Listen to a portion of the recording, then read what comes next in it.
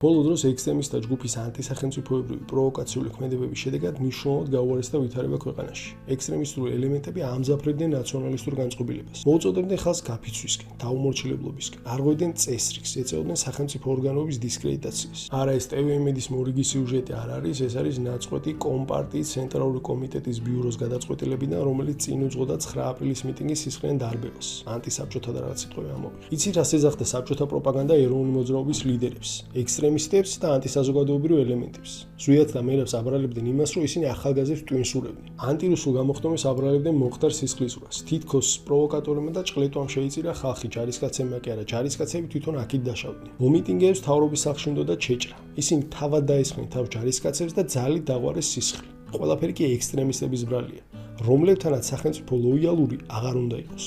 აი ეს იყო მოკლე მთელი ნარატივი. ვერ ვიცილებ გრძნობას თითქოს რომელიღაც ლიდერს ეგრეთ წოდებული არაფორმალური ორგანიზაციებიდან შეგნებულად მიყავდა მსხვერპლზე მისდამი მინდობილი ადამიანები. აცხადებდა შევარდნაძე. პროპაგანდა არ იცვლება. იცვლებიან სახეები, რომლებიც ამ სიბინძურეს ხარშავენ და მერე არ ვრცელებენ.